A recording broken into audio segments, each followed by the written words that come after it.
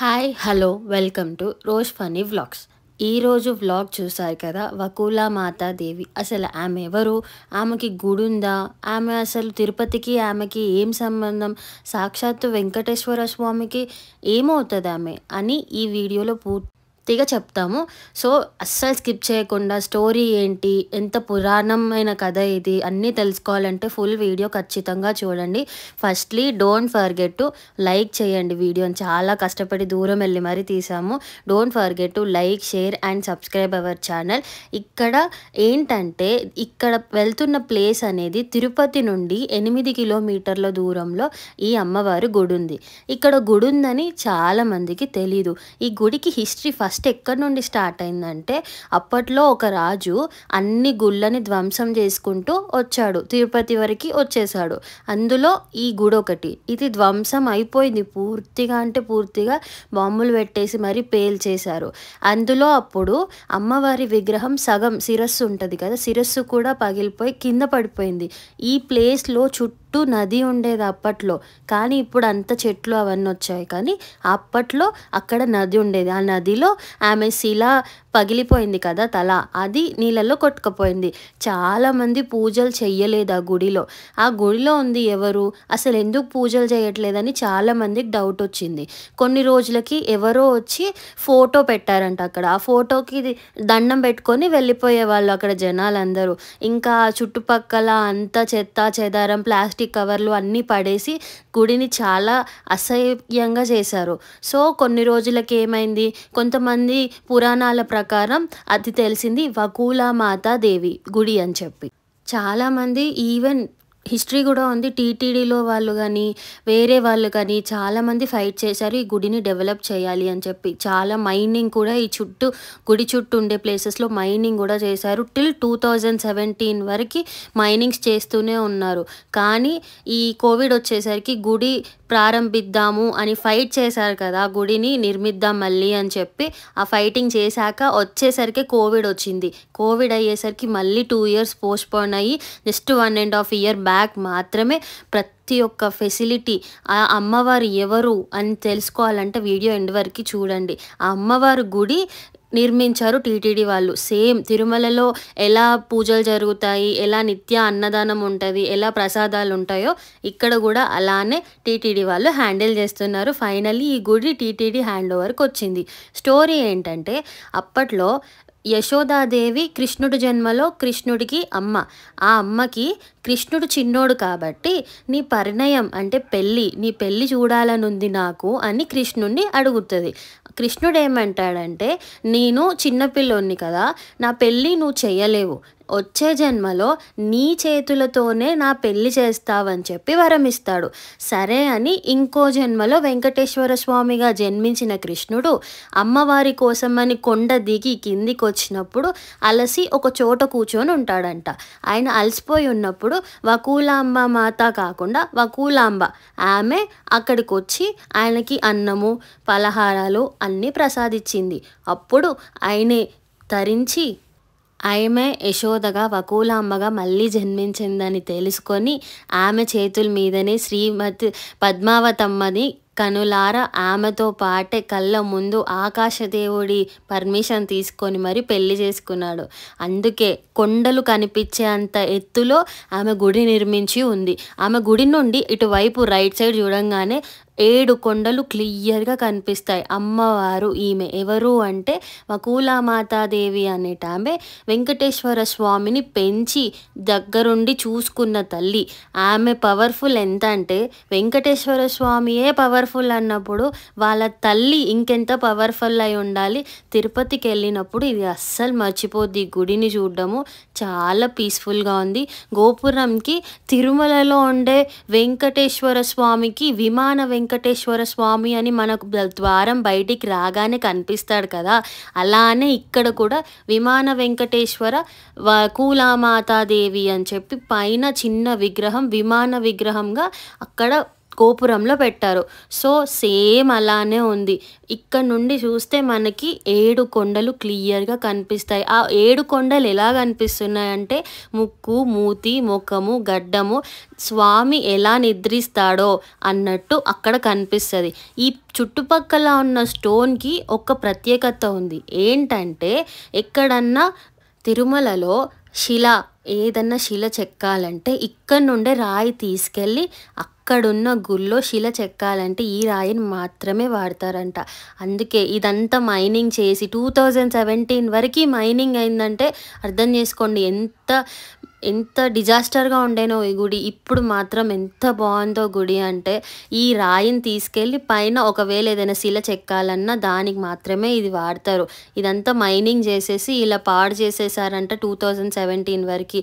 So ఈ గుడిని ఎంతమంది ఎంత కూల్చాలనుకున్నా అమ్మవారికి అక్కడే ఉండాలనిపించింది కాబట్టి ఉండి ఉండి ఉండి ఆగి మరి కొత్తగా గుడి కట్టించుకొని కొత్తగా ప్రాణప్రతిష్ఠ విగ్రహం పెట్టించుకొని మరి ఆ 7 కొండలకి కనిపించేలాగా నేనున్నాను అని చెప్పి ఆ గుడిలో అక్కడే ఉండింది ఆ అమ్మ.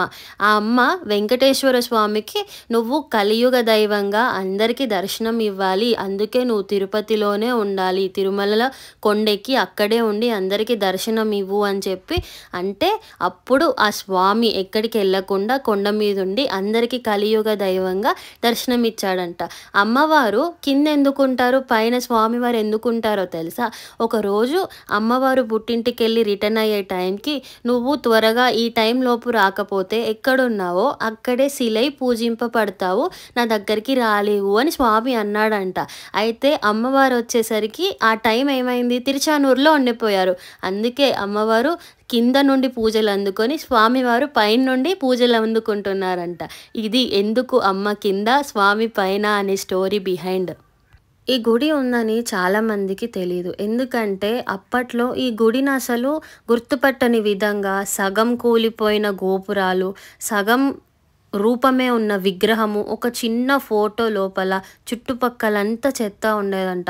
అసలు ఆ కొండ ఎక్కాలంటేనే ఎవరు ధైర్యం చేసేవాళ్ళు కాదు. ఎవరున్నారో ఏంటో అన్న భయంతో అక్కడే ఆగిపోయేవాళ్ళు. స్టోరీ చెప్పాను కదా, ఆమె ఎవరు, యశోద వకులమాతగా ఎందుకు మారింది, ఆమె కోరిక ఏంటి అనేది మొత్తం క్లియర్గా చెప్పాను. ఇది అసలైన స్టోరీ. ఆ త్రేతాయుగము కలియుగము రెండూ కలిపి వచ్చిన వకులామ మాత వెంకటేశ్వర స్వామి తల్లి. వెంకటేశ్వర స్వామియే ఎంతో పవర్ఫుల్. సో అమ్మవారి దర్శనం చేసుకుంటే ఇంకెంత మంచిదో చెప్పాను కదా. విమాన వెంకటేశ్వర స్వామి ఎలాగో విమాన వకులామ మాత గుడిలో కూడా అలానే చూపించి చిన్న విగ్రహం పెట్టారు.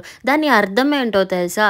మనం లోపల దర్శనం సరిగ్గా చేసుకున్నామో లేదో అని తెలియక మీరు బయటికి వచ్చాక కూడా నన్ను దర్శించుకుంటే అదే ఫలితం వస్తుందని బయట విమాన వెంకటేశ్వర స్వామిగా ఆయన వెలిసున్నాడు పైన, అలానే కింద విమాన వకులాంబదేవిగా ఈమె వెలిసింది. ఇది అసలైన అర్థం. ఎందుకు గోపురం బయట విమాన వెంకటేశ్వర స్వామి అని ఉంటుందంటే ఇక్కడ నుండి 7 కొండలు క్లియర్గా కనిపిస్తాయి. ముందు చెప్పినట్టు అమ్మకి దగ్గరగా ఉన్నాననే ఫీలింగ్, పడుకొని నిద్రిస్తున్నాను జోకొట్టు అనే భావన వస్తుంది అమ్మ దగ్గర ఉన్నాను అని చెప్పి. అంత ప్లెజెంట్గా ఉండే గుడి. ఇప్పుడు టీటీడీ వాళ్ళు తీసుకున్నారు కాబట్టి ప్రతిదీ నీట్గా పొద్దున అభిషేకము, మధ్యాహ్నము అన్నదానము, సాయంత్రానికి ఏకాంత సేవ అండ్ మధ్యాహ్నం పూట ప్రసాదాలు కూడా అన్నీ సమకూలంగా పెడుతున్నారు అన్నీ. ఇంకా ఇక్కడ చాలా అర్చన సేవలు అన్నిటికీ ఎంతెంత అమౌంట్ అవుతుందో క్లియర్గా ముందు బోర్డ్స్ పెట్టారు. ఫోన్స్ అలో లేదు లోపలికి వెళ్ళాలంటే. వీకెండ్లో వెళ్ళినా ఏమంత రష్ ఉండదు, ఎందుకంటే చాలామందికి గుడి గురించి తెలీదు. మీరైతే don't forget to like, share and comment. ఎవరికన్నా ఈ గుడి గురించి తెలియకపోతే తప్పకుండా షేర్ చేయండి. ఇదంతా ఎక్కడి నుండి స్టార్ట్ అయిందంటే పైన గోపురం అంతా విరిగిపోయింది, కానీ ఇక్కడ సైడ్స్కి ఉండేదంతా పాత రాయే. ఆ రాయిని రీకన్స్ట్రక్ట్ చేశారు, కానీ మొత్తం కూల్చేసి గుడిని మాత్రం నిర్మించలేదు. ఉన్నదాన్ని మరమ్మతులు చేసి కొత్త గుడిలాగా దర్శనానికి అలో చేస్తున్నారు. కానీ విగ్రహం మాత్రం కొత్తదే, ఎందుకంటే పాత విగ్రహం ఆ రాజులు ధ్వంసం చేసేశారు కదా. ఆ చుట్టుపక్కల ఉండే నదిలో ఆమె తల వెళ్ళిపోయింది. సో ఇప్పుడు కొత్తగా విగ్రహం దగ్గరుండి మరి అందరూ టీటీడీ వాళ్ళు కలిసి కొత్తగా నిర్మించి మరి ప్రతిష్ఠించారు. ఈ గుడి ప్రారంభోత్సవం చాలా బాగా జరుగుండే. చాలా పెద్ద పెద్ద వాళ్ళు వచ్చున్నారు. అది సరిగ్గా కొండ మీద 7 కొండలు కనిపించే విధంగానే ఉంటది. మీరు పైకి ఎక్కంగానే కనిపిస్తాయి 7 కొండలు అంత క్లియర్‌గా. అంటే అది ఆ కొండ మీదే ఎలా ఉందో అనేది మనకి అర్థం కాని విషయం. దేవుడు సరిగ్గా ఆయన పడుకొని ఉంటాడన్నాడు కదా! ఆ కొండలన్నీ. అలానే ఆపోజిట్‌గా కనిపిస్తది. అది ఎంత ఇష్టంగా ఉంటే ఆ విధంగా ఆమె కొండ మీద కూర్చొనుంటదో అర్థం చేసుకోండి. చూడండి. అలా 7 కొండలు క్లియర్‌గా కనిపిస్తాయి పైకి ఎక్కంగానే. ఇప్పుడు తిరుపతిలో చూడగలిగిన ప్లేసెస్ చాలా ఉంటాయి. లైక్ గోవిందరాజ స్వామి గుడి, అమ్మవారి టెంపుల్, హరే కృష్ణ టెంపుల్. అందులో కూడా వకులా మాతాదేవిని యాడ్ చేసుకోండి. ఎందుకంటే అన్నిటికన్నా ప్రత్యేకమైన గుడి ఇదొకటి. అమ్మవారు ఎంత పవర్ఫుల్ అయ్యి ఉంటే సాక్షాత్తు వెంకటేశ్వర స్వామి అమ్మవారుగా వెలిసింది ఇక్కడ. నెక్స్ట్ టైం వెళ్ళినప్పుడు ఈ గుడికి వెళ్ళడం మర్చిపోవద్దు. దారి డీటెయిల్స్ ఏంటంటే తిరుపతిలో బస్సు ఎక్కి ఇక్కడికి రావచ్చు. 8 కిలోమీటర్స్ అంతే. లేదా మనం పర్సనల్‌గా ఆటో తీసుకొని వకులా మాతాదేవి మిగిలిన 5, 6 టెంపుల్స్ ఉంటాయి కింద తిరుపతిలో. అవి కూడా చూసుకొని మనం ఇక్కడికి రావచ్చు. ఎందుకంటే మార్నింగ్ వెళ్ళామనుకో ఎవ్వరు లేరు. చాలా ప్లెజెంట్‌గా ఉండే ఎన్విరాన్మెంట్. పైనుండి చూడండి వ్యూ. ఇదంతా ఎక్కి రావాలి పైకి. అంటే సేమ్ 7 కొండలు ఎక్కినట్టు కాదు కానీ ఒక కొండైనా ఎక్కాము అమ్మని దర్శించుకోవడానికన్న ఫీలింగ్ ఉంటది. చాలా బాగుండే డిఫరెంట్‌గా. ఇది ఫస్ట్ టైం వెళ్ళి ఇంత క్లియర్‌గా చూసాను. నైట్ అయితే ఆ లైటింగ్స్‌తోని దారిలో కొండ మీద ఉంటది కదా! దారిలో వెళ్ళే ప్రతి ఒక్కరికి చాలా బాగా కనిపిస్తది గుడి. మార్నింగ్ 6 నుండి ఈవినింగ్ 8 వరకే గుడి ఓపెన్ ఉంటది. అండ్ మధ్యాహ్నం 2, 3 గంటలు ప్రసాదాలకి సేవ చేసేసి మధ్యాహ్నం 2, 3 గంటలు గుడి మూసేసి ఉంటది. సో టైమింగ్స్ మాత్రం అస్సలు మిస్ అవ్వద్దు. మార్నింగ్ వెళ్తే మరీ చాలా మంచిది. ఈ గుడికి వెళ్ళాలనుకునే వాళ్ళు don't forget to comment below if address క్లియర్‌గా కావాలంటే. తెలియని వాళ్ళకి ఈ వీడియో షేర్ చేయండి. చాలామందికి తెలీదు వెంకటేశ్వర స్వామి అమ్మవారికి ఒక గుడి ఉందని. Forget to like, share and comment hour video and subscribe కూడా చేయండి. ఇలాంటి వీడియోస్ కావాలంటే అస్సలు మర్చిపోకుండా కమెంట్లో మెన్షన్ చేయండి. ఇంకా చాలా వింతలు విశేషాలు వేరే వేరే టెంపుల్స్ గురించి కూడా ఇన్ఫర్మేషన్ తేవడానికి ఉన్నాను. ఇలాంటి వీడియోస్ కావాలంటే కంటిన్యూగా చూడండి. ఛానల్లో చాలా ఉన్నాయి. లాంగ్ వీడియోస్ అస్సలు మిస్ అవ్వద్దు. తిరుపతి దర్శనం త్వరగా ఎలా అవ్వాలి, ఎంతసేపు పడుతుంది, అలిపిరివి, ఈ వీడియోస్ అన్నీ చెక్ చేయండి.